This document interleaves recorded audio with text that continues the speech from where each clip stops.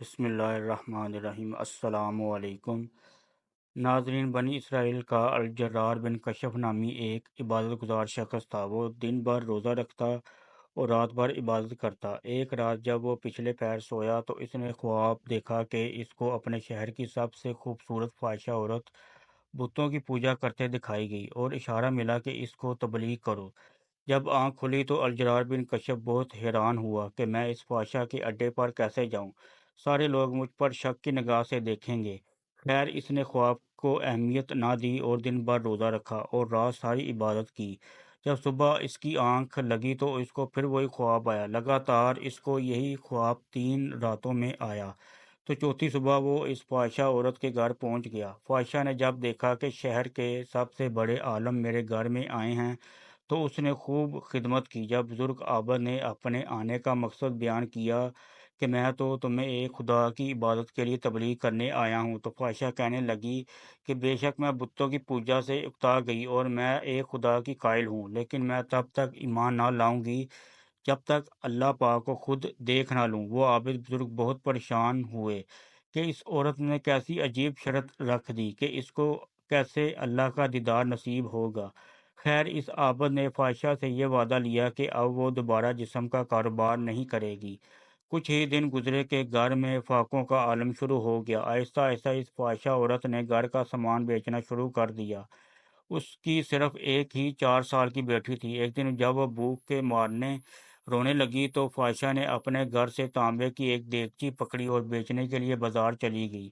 وہ جانتی تھی کہ اس دیگچی کی قیمت 2 سکوں سے زیادہ نہیں ہے۔ بازار میں وہ جس بھی تانبا ساز کے پاس وہ دیگچی لے کر جاتی تو ہر تانبا ساز اس کی دیگچی کی بجائے اس کے چست و بدن کی قیمت لگاتا اور اس کو گناہ کی دعوت دیتا۔ جب وہ کسی کو دیگچی دکھاتی تو اکثر تانبا ساز تو اس کا ہاتھ ہی پکڑ لیتے۔ وہ بار بار لوگوں کو بتاتی کہ وہ توبہ کر چکی ہے، اب یہ کام نہیں کروں گی۔ خیر، کوئی اس کو 80 سکے تو کوئی 100 سکوں کی اوپر کرواتا۔ وہ یہ جان چکی تھی کہ یہ لوگ ہوس کے پجاری ہیں، بس میرے جسم کی ہی قیمت لگا رہے ہیں، جبکہ اس دیگچی کی قیمت تو صرف 2 سکے ہیں۔ وہ مایوسی کے عالم میں یہ سوچتی بازار سے نکل رہی تھی کہ یہ کیسے ایمان والے لوگ ہیں جو مجبوریاں خریدنے بیٹھے ہیں۔ اس سے بہتر تو یہی ہے کہ میں بے ایمان ہی رہوں۔ اتنے میں اچانک ایک جوان لڑکا اس فحاشہ کو آواز لگاتا ہے کہ بہن، کیا اس دیگچی کو مجھے بیچے گی؟ یہ بازار کی بالکل آخری دکان تھی۔ فحاشہ عورت نے دیگچی اس کو میز پر رکھ کر دی۔ اس بیاریش لڑکے نے دیگچی کو الٹ پلٹ کر دیکھا اور بنا فحاشہ عورت کے چہرے پر نظر ڈالے 2 سکے میز پر رکھ دیے۔ اس عورت نے اس کو اٹھائے اور گھر آ گئی۔ وہ اس لڑکے کے رویے سے بہت متاثر ہوئی کہ چلو کوئی تو ملا جس نے میری شکل و صورت کو نہیں بلکہ دیگچی کے ہی پیسے دیے ہیں۔ اگلے دن اسی فحاشہ عورت نے پھٹا پرانی برقع پہنا اور نقاب کر کے اسی طرح کی ایک دیگچی پکڑی اور دوبارہ اسی تانبے کے بازار میں گئی۔ اس نے اپنی حالت ایک ایسی بنا لی کہ دیکھنے والے کو لگے کہ یہ ایک غریب بڑھیا ہے۔ وہ سب تاجروں کے پاس گئی۔ وہ جس تانبا ساز کو اپنی دیگچی دکھاتی تو وہ اس سے توڑ کر کہتا 2 سکے ملیں گے۔ وہ عورت کہتی 6 سکوں میں بیچوں گی، پر کوئی تانبا ساز اسے 2 سکوں سے زیادہ دینے کو تیار نہ تھا۔ وہ بہت حیران ہوئی کہ یہی لوگ کل اسی دیگچی کو 80 سے 100 سکوں میں خریدنے کے لیے تیار تھے، اور آج جب میں کہہ رہی ہوں کہ میں بہت غریب ہوں اور میری بیٹی بیمار ہے تو کوئی بھی مجھے اس دیگچی کے بدلے 6 سکے دینے کو تیار نہیں۔ اس کا مطلب کہ یہ لوگ اللہ کے پجاری تو نہیں، یہ تو ہوس پرست ہیں اور خوبصورت جسموں کے پجاری ہیں۔ خیر، آخر میں اسی باریش خوبصورت لڑکے کی دکان پر پہنچی جس نے کل اسی طرح کی دیگچی 2 سکوں میں خریدی تھی۔ وہ نوجوان اپنے کام میں مصروف تھا۔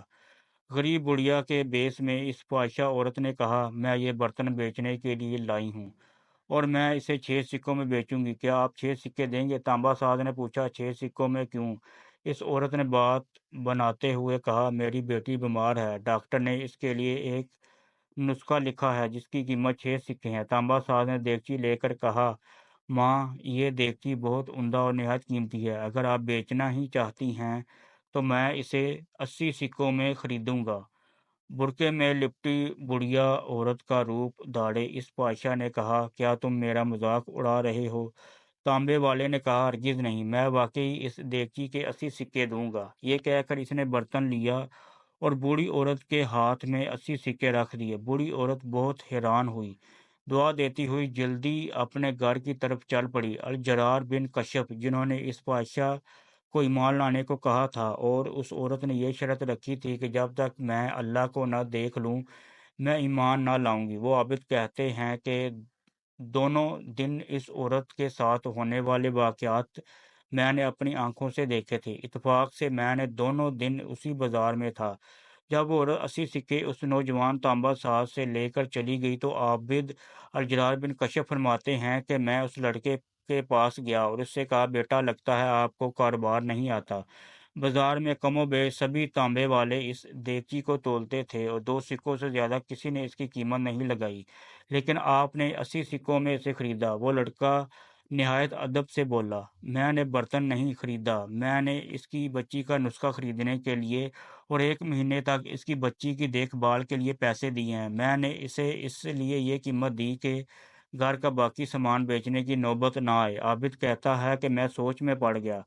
فتح الباری کی حدیث قدسی ہے جس کو امام بخاری اور امام محمد بن حنبل نے روایت کیا۔ اللہ پاک فرماتا ہے، جس نے میرے کسی ولی کو تکلیف دی میرا اس کے خلاف اعلان جنگ ہے، اور میرا بندہ کسی چیز کے ساتھ میرا قرب حاصل کرنے کی کوشش کرتا ہے تو مجھے وہ اس سے بھی زیادہ پسند ہے جو میں نے اس پر فرض کیا۔ میرا بندہ جب نوافل کے ساتھ میرا قرب حاصل کرتا ہے تو میں اس سے محبت کرنے لگتا ہوں، اور جب میں اس سے محبت کرنے لگوں تو اس کا کان بن جاتا ہوں جس سے وہ سنتا، اور میں اس کی آنکھ بن جاتا ہوں جس سے وہ دیکھتا ہے، اور اس کا ہاتھ بن جاتا ہوں جس سے وہ پکڑتا ہے، اس کا قدم بن جاتا ہوں جس سے وہ چلتا ہے، اور جب وہ مجھ سے مانگتا ہے تو میں اسے دیتا ہوں، اور جب بخشش طلب کرتا ہے تو میں اسے بخش دیتا ہوں، اور جب میری پناہ میں آنا چاہتا ہے تو میں اسے پناہ دیتا ہوں۔ دوستو، اپنے آس پاس نظر رکھیے، غریبوں کی مدد کریں، بوڑھوں کا سہارا بنیں، اور خاص کر بیوہ عورتوں اور یتیم لڑکیوں کی دل کھول کر مالی امداد کیا کریں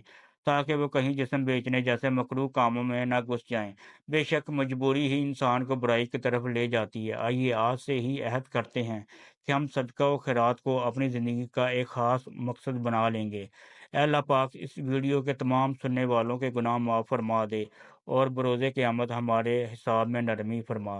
اے اللہ پاک، ہماری زندگی کو ہر قسم کے حسد اور شرک سے پاک فرما دے اور تمام ضرورت مندوں کی ضرورتیں پوری فرما دے۔ ناظرین، اسی امید کے ساتھ اجازت دیجیے کہ آپ کو ہماری ویڈیو پسند آئی ہو۔